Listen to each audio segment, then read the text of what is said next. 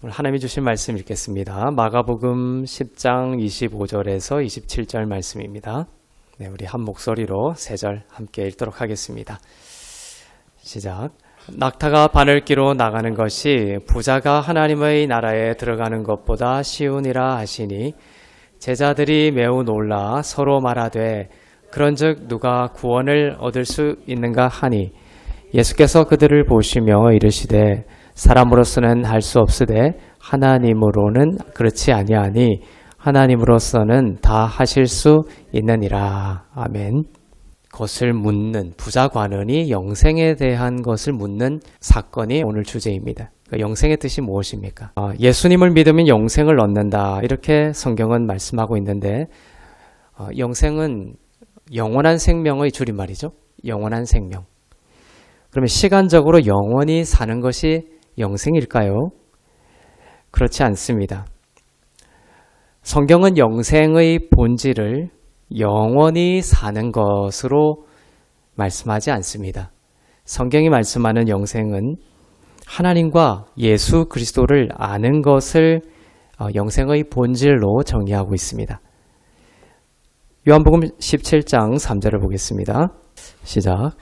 영생은 곧 유일하신 참 하나님과 그가 보내신 자 예수 그리스도를 아는 것이니이다. 영생은 헬라어로 아이오니오스 조에라고 합니다. 아이오니오스는 eternal, 영원하다 이런 뜻입니다. 그리고 조에는 생명, life, 생명이란 뜻입니다. 조에, 여기에 나오는 이 조에라는 생명은 예수님이 가지고 있는 생명을 뜻합니다. 즉 예수를 믿지 않는 사람은 조에 생명이 있습니까? 없습니까? 없습니다. 성경적으로 이렇게 목숨이 붙어있는 그 생명이 본질이 아닙니다. 영원한 생명을 우리에게 주신다. 이 땅에 오셔서 영원한 생명을 우리에게 주신다라고 했을 때는 목숨이 붙어있는 이 생명을 말하는 것이 아니죠. 본질이. 예수님 안에 있는 그 생명을 우리가 받아야 하는 것입니다. 이 생명이 없으면 죽은 사람입니다. 버젓이 살아있는 것 같아도 죽은 것입니다. 우리도 예수 믿기 전에는 죽은 자였죠. 예수를 믿는 자는 죽음에 대해서 죽은 것입니다. 그리고 참 생명, 예수의 생명으로 진짜 삶을 시작하게 된 것입니다. 그래서 생명의 본질은 하나님과 예수 그리스도, 그 아들 예수 그리스도를 아는 것이 생명의 본질입니다. 사람들은 먹고 사는 것을 생명의 본질로 생각하면서 열심히 말씀을 등지고 또 예수님을 등지고 살아가지만 그 끝은 아무것도 없습니다. 오늘 우리가 성경을 통해서 하나님과 예수 그리스도를 지금 알아가고 있죠. 이 시간이 무슨 시간입니까? 영생의 시간입니다. 이 알아가는 이 시간이 영생의 시간이다. 자, 그런데 비유는 이렇게 해볼 수 있어요. 우리가 밥을 먹습니다.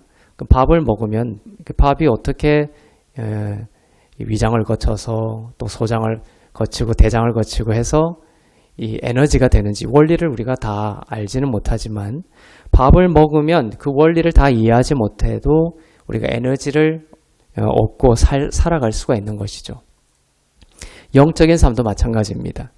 우리가 예수님을 알아가는 이 예배의 시간, 찬양의 시간, 또 묵상의 시간들, 이 예수님을 알아가는 이 영생의 시간은 우리가 그 모든 원리를 이성적으로 다 헤아릴 수는 없을지라도 우리가 이 예수 그리스도를 알아가는 이 시간 속에 잠겨 있으면, 시간을 보내면, 말씀을 읽으면, 또 설교를 통해서 예배를 통해서 예수 그리스도를 알아가면 그것은 우리의 영과 혼과 육을 본질적인 의미에서 살린다라는 것입니다. 엠마오 마을로 가던 그 두 제자도 마찬가지였죠. 그들은 목숨은 붙어 있었습니다. 그렇지만 예수님이 그들에게 다가가셔서 성경을 펼치고 그 성경에 나와 있는 자기에 대한 것을 풀어주시죠. 예수님에 대한 것을 알려주십니다. 그랬더니 그들은 지친 그 육신이 회복되는 역사까지 일어났어요. 그들의 눈이 밝아졌다. 가슴이 뜨거워지고 눈이 밝아져서 예수님을 보게 되는 영적인 깨어남이 그들에게 있었습니다. 동시에 그렇게 이터널 라이프, 영원한 생명을 그들이 맛보게 되니까 그 두 제자는 자지도 않고 밤새 이제 낮에 걸어왔는데 잠을 자지도 않고 곧바로 예루살렘으로 돌아가서 예수 그리스도의 부활을 증거하는 그 육신의 회복까지 그들이 경험하게 됩니다. 이처럼 예수님의 생명을 받으면 우리의 영이 살아나고 혼이 살아나고 육적인 것까지 살아나는 본질적인 의미에서의 생명이다라는 것입니다. 이 현실의 삶과 무관한 것이 아닙니다. 우리가 추구해야 될 것은 이 붙어있는 목숨이 아니라 정말로 하나님의 뜻대로 살려고 하면 이 영원한 생명을 우리가 추구하며 살 때 그 모든 것이 온전케 된다는 것이에요. 그래서 하나님은 우리에게 영생을 주셨고 또한 주시기를 원합니다. 하나님과 예수 그리스도를 이 은혜의 복음을 통해서 더욱 알아가고 또 교제하고 동행하는 영생의 삶을 우리의 삶의 중심에 두기를 축복합니다. 그래서 영원히 산다는 것이 영생의 본질이 아니라 하나님과 예수 그리스도를 알아가는 것이 생명이고 그 생명은 영원한 생명이다라는 것입니다. 이것은 헛되지 않다. 사라지거나 우리에게 이 생명은 악영향을 주지 않고 이 영원한 생명을 우리가 먹고 살아가면 선한 열매와 또 선한 길로 반드시 열매를 맺고 마는 온전한 능력을 가지고 있다라는 의미에서의 또한 영원성을 가지고 있습니다. 영생, 영원한 생명이다라는 것은 본질적으로는 예수 그리스도를 알아가는 것이고 또 시간적으로도 영원한 것을 또한 포함하고 있으며 또한 그것은 우리를 온전케 한다. 세상의 어떤 것도 영원하지 않기 때문에 우리를 온전케 할 수 없습니다. 그러나 예수님의 생명은 정말 영원하기 때문에 우리를 온전케 합니다. 우리를 온전케 한다는 의미에서 영원성, 영원하다라는 것을 붙이는 것이죠. 이 거듭난 자는 이 영생을 가진 자입니다. 여러분은 이 영생을 가진 자이죠. 그리고 말씀을 통해서 예수님과의 만남을 통해서 매일 이 영생에 깊어지는 것입니다. 자, 오늘 본문에는 안타깝게도 이 영생의 의미를 잘 알지 못하는 젊은 부자 관원 한 사람이 등장을 합니다. 예수님이 이제 길을 가고 있는데 이 부자 관원이 예수님께 달려와서 꿇어앉아 영생에 대한 질문을 하고 있습니다. 마가복음 10장 17절을 보겠습니다. 시작. 예수께서 길을 나가실새 한 사람이 달려와서 꿇어앉아 묻자오되 선한 선생님이여 내가 무엇을 하여야 영생을 얻으리까? 영생을 질문하고 있습니다. 자, 이 17절은 주의 깊게 봐야 됩니다. 이 사람의 질문이 잘못되었습니다. 자, 이 질문이 무엇이 잘못되었는지를 보겠습니다. 자, 첫째는 예수님을 선한 선생님으로 알고 있다라는 것입니다. 자, 예수님을 뭐라고 칭했습니까? 선한 선생님이요 이렇게 부르고 있죠. 여기서 선생님으로 번역된 단어는 랍비입니다. 좋은 가르침을 주고 좋은 교훈을 주는 랍비라고 예수님을 호칭하고 있습니다. 그러나 예수님이 선한 랍비입니까? 아니죠. 예수님을 선한 랍비로 알고 있는 한 구원은 없고 영생은 없습니다. 선한 선생님이요 라고 부르고 있는데 선하다는 것은 또한 무엇입니까? 복음적으로 선하다라는 것의 뜻을 이 사람은 또한 모르고 있습니다. 자, 세상에서 정의하는, 세상에서도 선하다, 참 저 사람 참 선해, 어질고 착해, 뭐 이런 의미로 선하다 이렇게 말을 하고 있죠. 그래서 우리는 세상에서는 이 선한 선생님을 우리가 찾을 수 있습니다. 그러나 예수님이 말씀하시는 선하다라는 뜻은 예수님의 죽음과 부활을 통한 구원과 관련된 것을 선함의 본질로 하고 있습니다. 빌립보서 1장 6절에 보면 착한 일 이렇게 번역된 것이 있는데 이것이 이제 선하다라는 뜻을 가지고 있어요. 착한 일이라고 번역이 되어 있는데 헬라어 아가토스이고 선하다라는 의미입니다. 그래서 예수님을 선한 선생님 이렇게 부를 때 아가토스, 이 선한 이 표현을 썼는데 빌립보서 1장 6절에 보면은 또한 똑같은 아가토스인데 번역을 착한이라고 번역을 해서 우리가 오해는 할 수 있지만 선한 일을 시작하신 이에 대한 말씀을 하고 있어요. 이 예수님이 말씀하신 이 선하다라는 뜻, 이것을 우리가 좀 더 깊이 이해할 수 있는 구절입니다. 그래서 선하다라는 뜻은 예수님이 하시는 구원의 일이다라는 것을 볼 수가 있습니다. 빌립보서 1장 6절에 한번 보겠습니다. 시작. 너희 안에서 착한 일을 시작하신 이가 그리스도 예수의 날까지 이루실 줄을 우리가 확신하노라. 자, 우리 안에 예수님께서 이 착한 일을 시작하셨어요. 선한 선생님이요 라고 부를 때 이 선하다라는 것의 복음적인 진짜 선함의 의미는 예수님의 죽음과 부활을 통한 구원의 일을 말한다라는 것이에요. 그래서 우리 안에 무엇을, 이 선한 일을 우리가 거듭날 때 시작하셨습니다. 근데 사실은 우리가 예수님을 믿기 전에도 예수님을 믿는 그 지점까지 오기까지 또 주님께서 하신 일이 또 선한 일이죠. 우리의 구원과 관련된 모든 선한 일을 시작하신 이가 그리스도 예수의 날까지, 주님이 오시는 그 재림의 날까지 그것을 이루신다라는 것을 우리가 확신할 필요가 있습니다. 우리 안에 구원의 일을 시작하신 이가 반드시 이루신다. 자, 이 세상에 어떤 랍비가 죽음과 부활을 통해 구원을 가져다 줄 수 있겠습니까? 아무도 없습니다.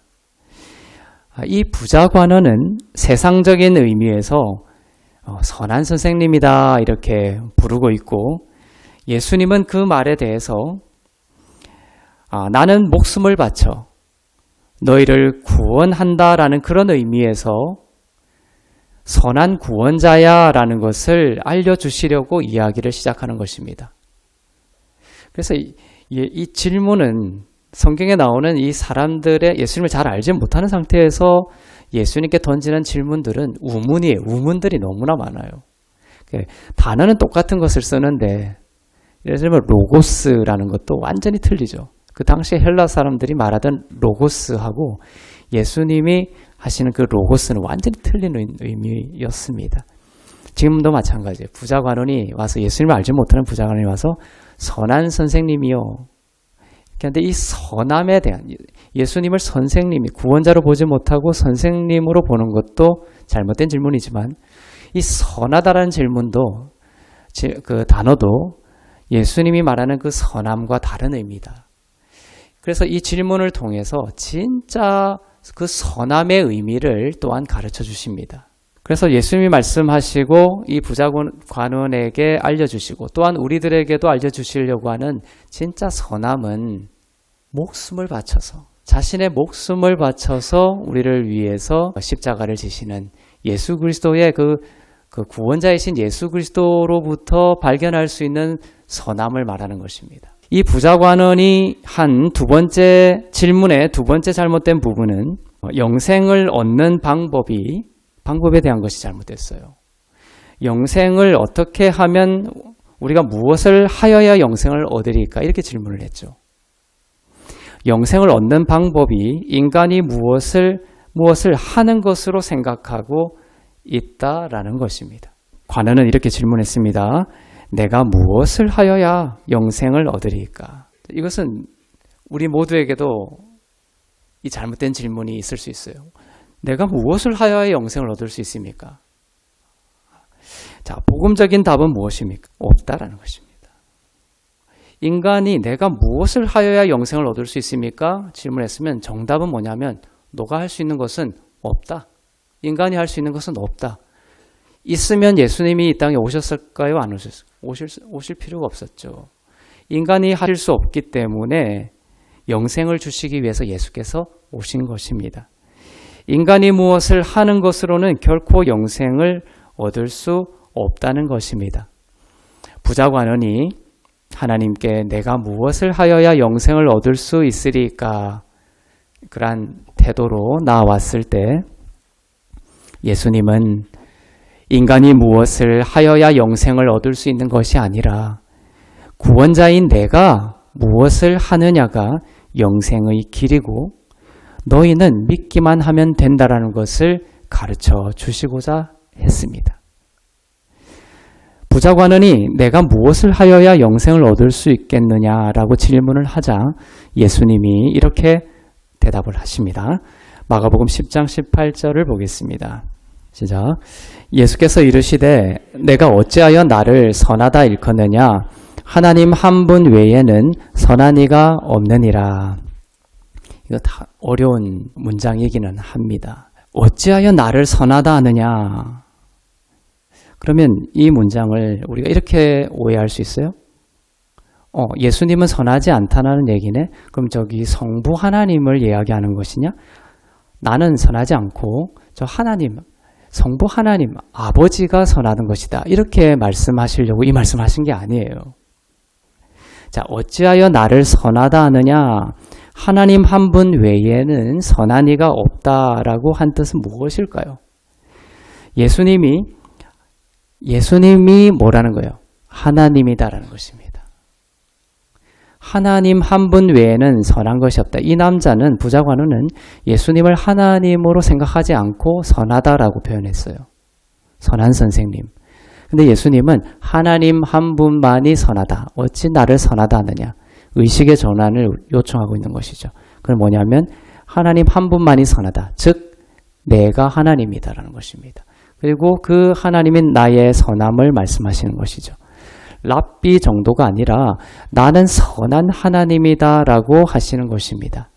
요한복음에서 예수님이 나는 선한 목자라 양들을 위해 목숨을 버리느니라 라고 하신 것처럼 예수님은 100% 인간이기도 하시지만 100% 하나님이시기도 한 것입니다. 그것을 밝히고 계신 거예요. 왜냐하면 인간으로서는 구원이라는 선한 일을 이룰 수가 없기 때문입니다. 우리 가운데 일어나는 그 모든 선한 일은 우리가 구원자를 힘입을 때 가능한 것입니다. 죄 없고 흠 없는 하나님이신 인간 예수님만이 인간을 대신하여 구원의 십자가를 질 수 있기 때문입니다. 자, 이제 18절부터의 아주 난해한, 알고 보면 이제 이해가 되는데 알지 못하고 읽으면 끝없이 그냥 길을 잃어버리고 딴 데로 갈 수 있는 말씀들이 나옵니다. 이 예수님의 18절부터 나오는 예수님의 말씀에는 아주 특징적인 면이 있어요. 근데 이 특징적인 면은 성경을 읽을 때 이 부분만 그런 것이 아니라 예수님께서 이 땅에 오셔서 대화를 통해서 말씀을 하실 때 구사했던 영적인 문법입니다. 자, 이것을 이해하지 못하면 예수님의 말씀을 곡해하고 정반대의 진리로 성경을 읽게 될 수 있다는 거예요. 지금까지 이렇게 많은 사람들이 읽어왔을 거예요. 그러나 이 특징을 잘 알아야 합니다. 자, 어떤 특이점이 있냐면 예수님은 율법적인 태도로 나오는 자에게 율법적으로 대답을 하시는 경우가 많다라는 것입니다. 예수님께 율법적으로 도전하는 사람들에게 예수님은 그거 아니야 이렇게 대답하시는 것을 둘러서 어떻게 말씀하시냐면 더 강한 율법을 제시하는 경우로 대답하시는 경우가 많다라는 것입니다. 더 큰 율법을 제시하셔서 그 사람으로 하여금 스스로 깨닫게 하시려고 그러는 거예요. 그 사람으로 하여금 이 율법으로는 안 되는 것이구나를 깨닫게 하시기 위해서 이러한 영적인 문법을 구사하는 것입니다. 자, 부자관원은 무엇을 하여야 하느냐라고 율법적인 태도로 예수님께 도전하고 있습니다. 율법이라는 것이 뭐냐면 인간이 기초예요. 은혜는 뭐냐면 예수님이 하신 것이 기초입니다. 은혜를 받는다라는 것은 예수님이 하신 일을 그대로 받는 것이에요. 율법적인 태도라는 것은 뭐냐면 인간이 무엇을 해야 되고 인간이 어떤 계명을 지켜야 되고 인간이 어떠한 좋은 행위를 해야 되고 이런 인간의 기초를 둔 것이 율법적이다라는 것이에요.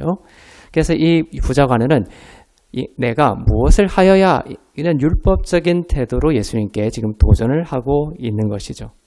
나의 힘과 능력을 의지하는 자기의 중심의 신앙을 이 사람이 가지고 있는 것입니다. 이 말은 생각의 반영이죠. 어떤 말을 하느냐, 그 말은 생각의 반영입니다. 이 사람의 부자관원의 생각은 자기의가 중심이죠. 예수님이 그래, 너가 이런 것을 해라. 이러한 계명을 지켜라. 그러면 너가 영생을 얻을 수 있다. 요거를 기대하고 있는 것이죠. 그러면 그거 내가 할 수 있다라는 이런 강한 자기의를 이제 생각을 가지고 질문을 하고 있는 것입니다. 자, 이 사람에게 율법적으로 다가오는 사람에게 예수님께서 율법적으로 반응하시는 장면을 보겠습니다. 마가복음 10장 19절부터 20절입니다. 시작.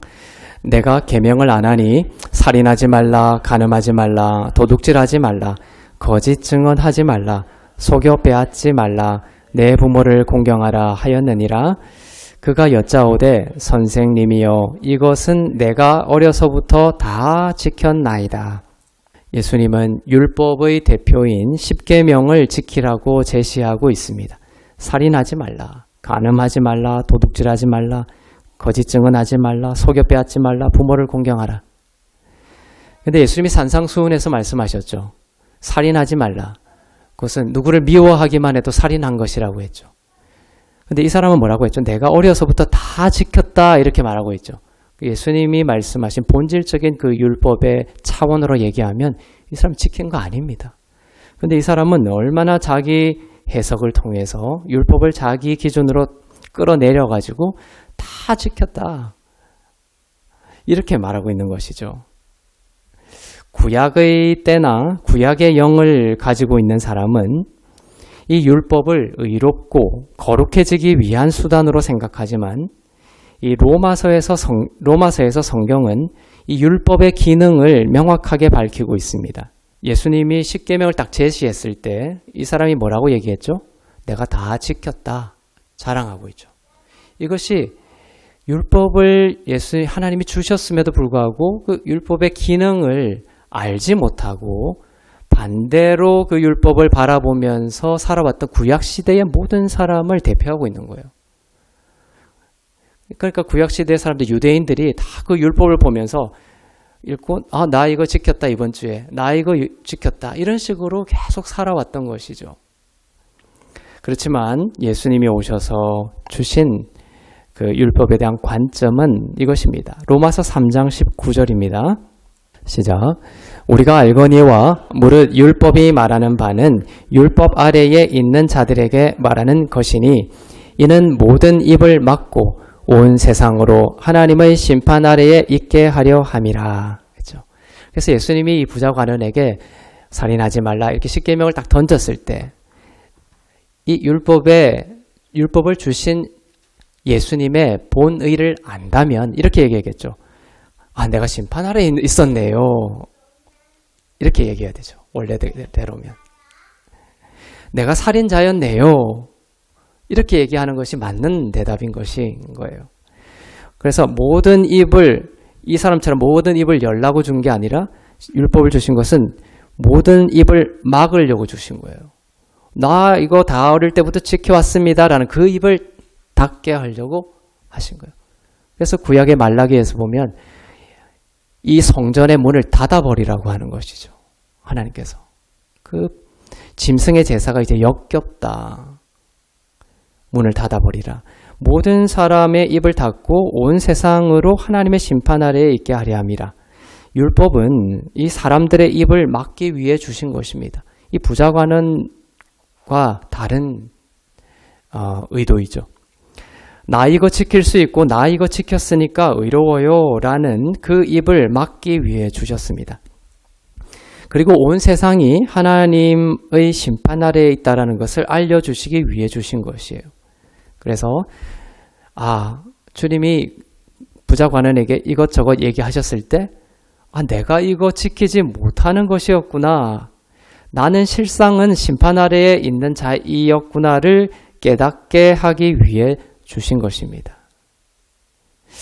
그럼에도 불구하고 부자 관원은 율법을 제시했을 때 뭐라고 대답했습니까? 20절처럼 이것을 내가 어려서부터 다 지켰다라고 대답을 하고 있습니다. 얼마나 큰 무지이고 얼마나 큰 교만입니까? 부자 관원의 이 대답에 대해 예수님은 이렇게 말씀하실 수도 있었어요. 내가 다 지켰다라고 했을 때 아니다. 그러니까 그 본질을 그냥 던질 수도 있는 것이었어요. 아니다. 형제를 미워하기만 해도 너는 살인한 것이다. 너는 살인자야. 음욕을 마음으로 품기만 해도 너는 간음한 것이야. 너는 간음자야. 나를 랍비로 보고 있네. 그 자체가 부모를 공경하지 않고 있는 것이다. 그렇게 말씀하셔도 되는 것이었어요. 그런데 예수님은 더 들어갑니다. 더 깊은 곳으로 들어가는 거예요. 아까 율법적으로 나오는 자에게 더 큰 율법을 제시함으로써 율법에 대한 절망으로 이끌고 가게 하시면서 예수님만을 의지해야 내가 영생을 얻을 수 있고 구원을 얻을 수 있다라는데 끌고 가려고 하는 거예요. 그래서 부자 관원이 내가 다 지켰다라고 했을 때 이제 예수님의 본질을 이제는 여러분들이 조금 눈치채셨죠. 이제 예수님의 더 깊이 이 남자를 다루기 위해서 어떻게 하실 것 같아요? 더 강력한 율법을 제시하게 하시겠죠. 이제 예수님 우리의 심중을 아세요. 그래서 이 남자가 부자 관원이 정말로 지킬 수 없는 부분을 다 아시고 더 깊은 부분을 던져버립니다. 마가복음 10장 21절부터 22절입니다. 시작. 예수께서 그를 보시고 사랑하사 이르시되 내가 아직도 한 가지 부족한 것이 있으니 가서 내게 있는 것을 다 팔아 가난한 자들에게 주라. 그리하면 하늘에서 보화가 내게 있으리라. 그리고 와서 나를 따르라 하시니 그 사람은 재물이 많은 고로 이 말씀으로 인하여 슬픈 기색을 띠고 근심하며 가니라. 예수님을 떠나버렸습니다. 여기서 이제 그 서사가 그치기는 하지만 근심하고 돌아가서 이 사람이 나중에 그날 밤에라도 깊이 그 자신의 헛됨을 깨닫고 예수님을 의지하는 마음의 회심이 있었을 수도 있습니다. 지금은 이래요. 예수님을 떠나버렸어요. 율법을 제시했을 때. 재산을 다 팔아서 가난한 자에게 주라고 예수님께서 말씀하셨습니다. 그러면 하늘에서 보화가 내게 있을 것이라고 하십니다. 그래 많은 설교자들은 이 구절을 그냥 가져와서 껍질로 적용하죠. 성도들이 이거 보십시오. 가난한 재산 팔아서 가난한 자에게 나눠주라고. 그러면 하늘에서 큰 보화가 여러분에게 있을 것입니다. 자, 그러한 삶을 살도록 우리 함께 기도합시다. 이렇게 가는 것이에요. 그러나 여러분들이 면밀하게 깊이 있게 예수님의 마음 깊은 곳을 바라봐야 되는 거예요. 하늘에서 보화가 내게 있을 것이다. 다 팔아라. 그랬더니 부자 관원은 절망합니다. 어떻게 예수님께서 아셨는지 이 부자 관원이 실행할 수 없는 여러분도 예수님을 믿고 참 예수님의 깊은 마음을 깊으신 뜻을 따라서 살지만 각자에게 정말 이 사람처럼 절대로 예수님이 말씀하셔도 내가 그것을 따를 수 없는 부분들이 다 있다라는 것이에요.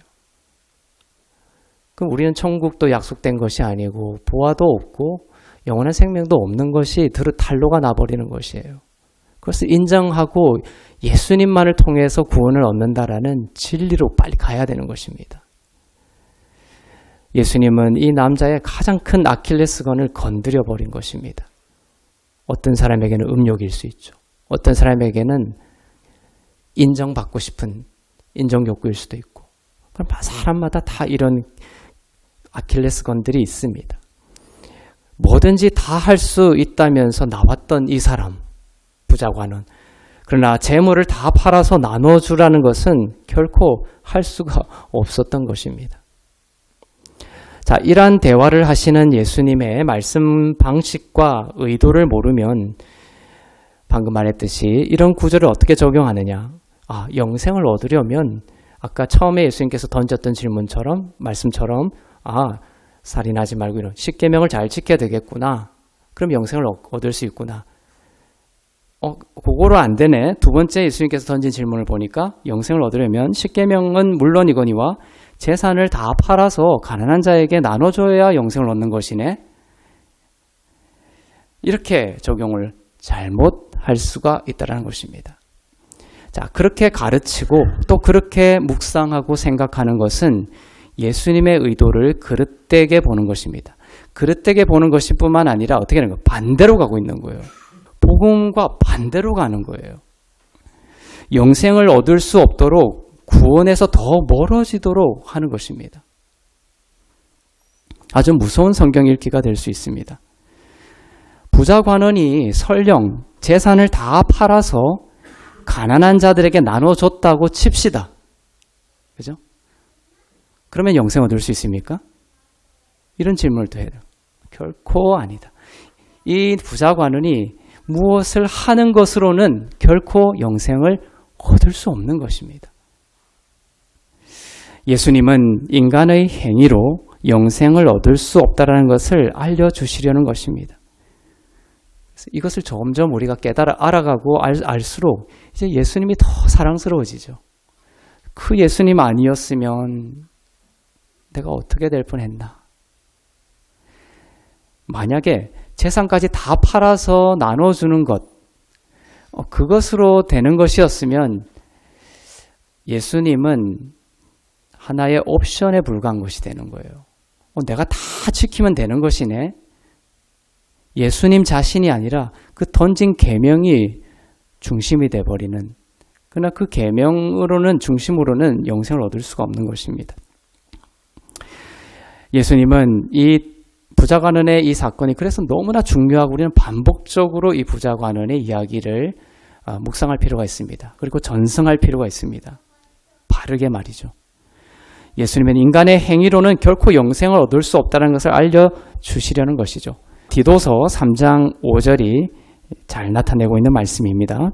시작.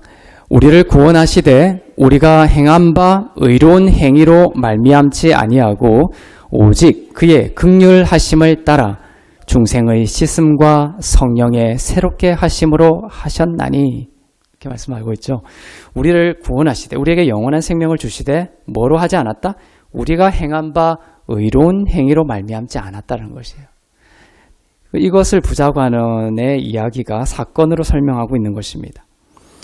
우리가 행한 바 의로운 행위로 우리를 구원하시는 것이 아닙니다.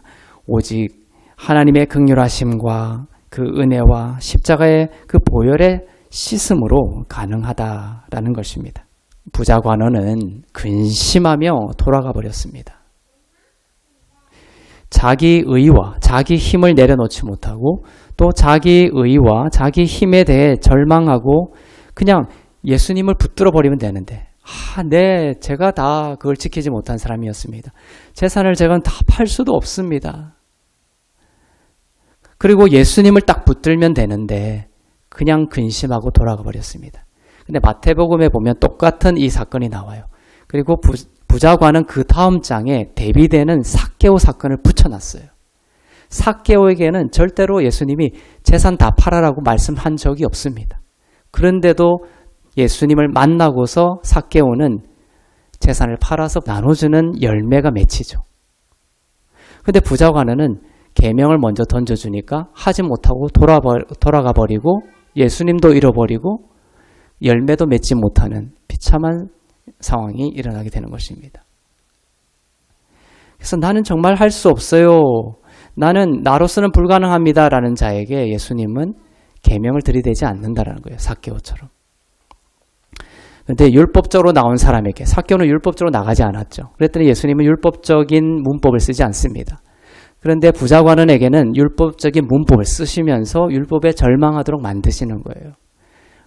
그러면서 예수님을 받아들이고 예수님을 받아들임으로써 내가 심판 아래에 있는데 예수님을 통해서 내가 영원한 생명을 얻었구나. 나로서가 아니라 그분으로서 그러면 사랑이 가득 차오르게 됩니다.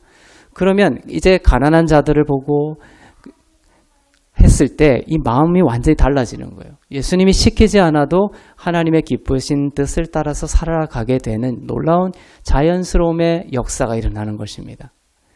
하나님이 기뻐하시는 것을 나도 기뻐하고 하나님이 원하시는 것을 나도 행하게 되는 그러한 자연스러운 열매의 삶이 일어나게 되는 것이에요. 그러한 방식을 원하시는 것입니다.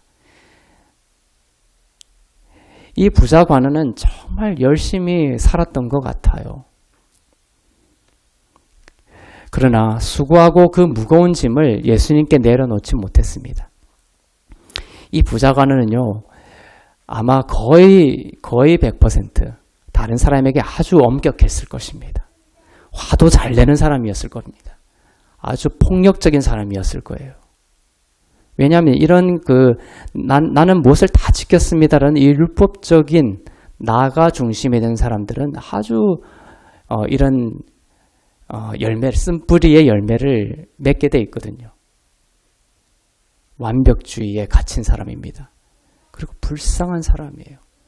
정말 나를 용서하고 나를 찾지 못하고 정말 그 참된 사랑을 알지 못하고 그 계명이 중심이 되고 성과가 중심이 되고 일과 업적이 중심이 되어서 열심히 산 사람이에요. 세상적으로 볼 때는 참 대단한 사람이죠. 요즘 어떻게 지내십니까? 하면 열심히 삽니다. 요즘 일이 너무너무 넘쳐나고 바빠요. 바쁜 사람을 좋아하죠, 세상에는. 대단한 사람이라고 생각합니다. 근데 요즘 바쁘지 않습니다 하면 우리가 그걸 낮게 봅니다. 세상의 구조예요. 그래서 이 사람도 정말 계명을 다 지켰다. 정말 열심히 살고 세상 사람들이 박수치는 사람이었을 거예요. 그러나 안으로는 썩어 들어가고 있는 것입니다. 정말 수고하고 무거운 짐을 정말 혼자 다 지고 내가 다 지킬 수 있습니다 라는 그러한 영으로 살아가던 사람이었는데 예수님께 내려놓지를 못했습니다. 참 애처롭고 불쌍한 사람입니다. 무엇을 위해 그렇게 달려왔는지요. 그래서 결국은 예수님을 등지고 돌아가 버렸습니다. 예수님의 사랑과 은혜가 이 사람에게 필요했던 것이고 예수님의 동행이 이 사람에게 필요했던 것이고 예수님의 역사하심이 이 사람에게 필요한데 다른 것을 이때까지 쫓다가 예수님을 잃어버렸습니다. 그 계명을 나로 삼았던 것이죠. 이 부자관원은 무엇을 지키고 무엇을 행하고 또 재산을 다 팔고라는 것도 계명으로 받아들였다면 그렇겠죠. 그렇게 무엇을 하는 그 업적들, 나의 성과를 나로 동일시했던 것입니다. 그렇게 살아가는 사람들 많죠.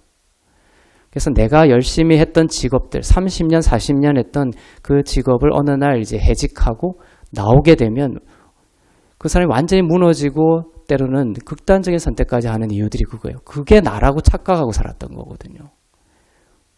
어떤 그 사람, 추구하던 어떤 사람이 대상일 수도 있죠. 저 사람만 있으면, 근데 그 사람이 어느 날 나를 떠나고, 나를 배반하고, 그렇게 했을 때 그 사람이 그 사람을 추구하는 게 나라고 착각했던 것이죠. 그러나 예수님은 흔들리지 않는 바이죠. 예수님께 나의 정체성을 동일시한 사람은 흔들리지 않게 됩니다. 예수님처럼. 상황이 바뀌고 내가 직업을 잃게 되고 다른 직업을 또한 갖게 되고 다른 환경을 내가 선택하게 되고 또 사람들이 나를 배반하고 그 사람이 나를 욕되게 하고 이렇게 하더라도 흔들리지 않는 그러한 본질적인 영적인 깨달음, 본질적인 거듭남에 이르기를 하나님은 원하시는 거예요. 진정한 평화가 이제 오게 되는 것입니다. 세상이 줄 수 없는 평화를 너희에게 주노라. 이 세상이 이제 여러분들을 가둬둘 수 없고 묶어둘 수 없고 흔들 수 없습니다. 부자관원은 이 자기의 정체성에 대한 것이 완전히 지금까지 잘못되어 있던 것이죠. 삭개오는 예수님과 달랐죠. 예수님과 함께 하룻밤을 보내면서 그 예수님을 나의 정체성으로 삼아버리니까 그 예수님이 추구하던 마음이 나로부터 흘러오게 되는, 그 사람들이 나를 어떻게 대하고 이런 것들에 대해서 이제는 개의치 않게 됐습니다. 사람들의 시선을 피해서 나무 위에 올라가서 원래 예수님을 보던 사람들이 나를 흔들어 댔죠. 그러나 이제는 예수님을 만나고 나니까 그냥 대로에 나가서, 사람들 사이로 나가서 사람들에게 자기의 빛을 발하는 그러한 사람이 되어버린 것입니다. 예수님은 말씀하십니다. 재물에 대해서 말씀하시죠. 모든 재산을 다 팔아서 가난한 자에게 나눠주라. 그랬더니 이 부자 관원이 근심하여 돌아가 버렸습니다. 그리고 다음에 예수님이 말씀하십니다. 재물이 있는 자는 하나님의 나라에 들어가기가 심히 어렵다. 낙타가 바늘기로 들고 나가는 것이 부자가 하나님의 나라에 들어가는 것보다 쉽다. 이렇게 말씀하시는 거예요. 낙타가 바늘기로 나가는 것이 가능합니까? 불가능하죠. 그러니까 재물이 많은 자가 하나님의 나라에 들어가는 것, 영생을 얻는 것, 이것이 가능합니까? 불가능하다는 것입니다. 재물이 많은 자가. 즉 부자가 하나님의 나라에 들어가는 것은 불가능합니다. 여러분 부자입니까? 이 부자 관원이 생각하는 그 부자의 관점으로는 부자예요. 세상적인 관점으로는. 왜냐하면 우리나라 대한민국의 국민들은 아무리 못 산다 하더라도 전 지구적으로 아프리카와 또 빈곤 지역과 모든 그 전 지구적으로 봤을 때는 이 손으로 꼽을 수 있는 퍼센테이지에 해당하는 부자라는 통계가 있습니다. 대한민국에 태어난 것만으로도 전 지구적으로 보면 부자인 거예요. 그러면 대한민국에 사는 사람들은 전부 어떻게 해요? 하나님의 나라에 못 들어가는 것이 되는 것입니다. 그래서 이 성경, 하나님이 부자가 하나님의 나라에 들어가는 것은 불가능하다라고 할 때 이 부자는 단순히 세상적인 그 재물을 말하는 것이 아니다는 거예요. 비유적으로 빗대서 하시는 말씀인 거예요. 그럼 빌 게이츠나 이런 사람들은 천국에 못 가는 거죠. 절대로. 그것이 아니지 않습니까? 그래서 이 돈은 하나님의 나라에 들어가는 것과 사실은 상관없습니다. 여기서 성경이 말하는 이 부자는 자기 의를 의지하는 것을 부자라고 하는 거예요. 하나님과 재물을 겸하여 섬기지 못한다. 그 말은 뭡니까? 나의 의로는 하나님의 나라에 들어갈 수 없다라는 거예요.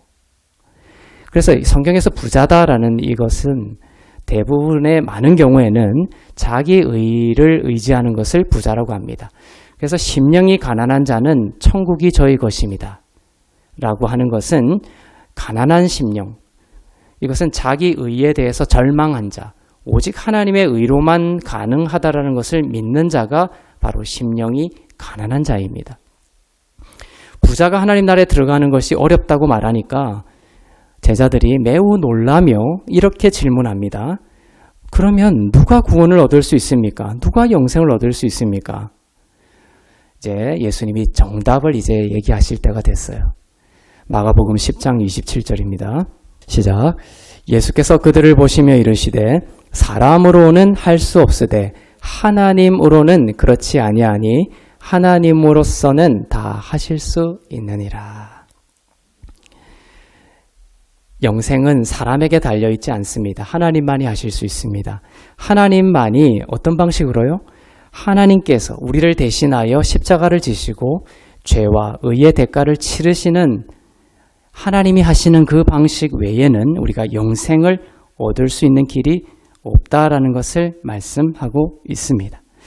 십계명 철저히 지키고 재산 다 팔아 가난한 자에게 주어서 영생을 얻을 수 있는 게 아니다라고 돌려서 가르치셨죠. 그런데도 불구하고 말귀 못 알아듣는 베드로는 여전히 율법적인 관점으로 주님께 자기 의를 자랑하기 시작합니다.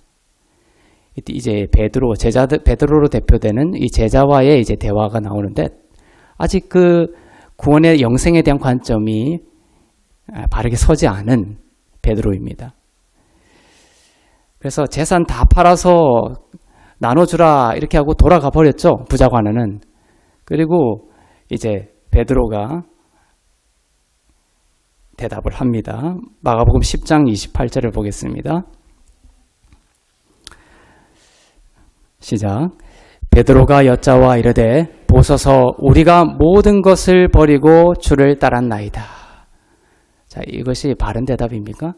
아니죠. 아직 말귀 못 알아듣는 베드로입니다. 부자관원이 못한 거 나는 할 수 있어. 나 다 따랐어요. 그래서 이제 부인도 버리고 베드로가 다 따랐죠. 나중에는 기록에 보면 다시 이제 부인과 합치고 이런 일들이 있습니다. 사실은 다 버리는 게 아닌 것이었죠. 베드로는 하여튼 그 부자관원에 이러한 이야기들을 주님과 나눈 대화를 보며 나는 다 팔았다. 나는 정말 다 버렸다. 부자관원과 달리 나는 정말 대단한 사람이야. 이것을 또한 가지고 주님께 나아가고 있습니다. 여전히 우리가 무엇을 하여야 영생을 얻을 수 있습니까? 라는 그 관점에 갇혀 있죠. 부자관원과 달리 베드로 자신과 제자들은 모든 것을 버리고 주를 따랐다라고 말했습니다. 자, 이제 아까 얘기했던 것을 생각해 봅시다. 이러한 율법적인 태도, 지금 베드로도 우리가 무엇을 하여야 이 관점으로 율법적인 태도로 주님께 나아가고 있죠. 자, 이렇게 했을 때 예수님이 그것을 깨닫게 하시기 위해서 어떻게 하실 것 같아요? 아까 부자관원에게 얘기했던 것처럼 더 큰 율법을 제시해 버립니다. 베드로에게도. 제자들이 지킬 수 없는 더 높은 율법을 요구해 버리는 것입니다. 자, 부자관원에게 한 것과 똑같아요. 베드로에게 예수님이 하신 대답을 보겠습니다. 마가복음 10장 29절부터 30절 말씀입니다. 시작. 예수께서 이르시되 내가 진실로 너희에게 이르노니 나와 복음을 위하여 집이나 형제나 자매나 어머니나 아버지나 자식이나 전토를 벌인 자는 현세에 있어 집과 형제와 자매와 어머니와 자식과 전토를 100배나 받되 박해를 겸하여 받고 내세에 영생을 받지 못할 자가 없느니라. 베드로가 우리가 모든 것을 버리고 주를 따랐다 했더니 예수님이 말씀하신 더 큰 율법은 이것이었어요. 모든 것을 집이나 형제나 자매나 어머니나 아버지나 자식이나 전토를 다 버리고 박해까지 받고 모든 것을 다 버리고 다 잃어버려야 된다. 더 높은 차원의 말씀을 제시하십니다. 베드로는 복음을 아직 자세히 모르고 있습니다. 이렇게 다 버린다고 영생을 얻을 수 있는 것이 아님을 말씀하시는 건데도 반대로 알아먹고 있는 것이죠. 영생은 하나님의 일로 시작이 됩니다. 그리고 하나님의 일로 끝이 나는 것입니다. 그래서 오직 예수의 인생이 되게끔 하시는 것이에요.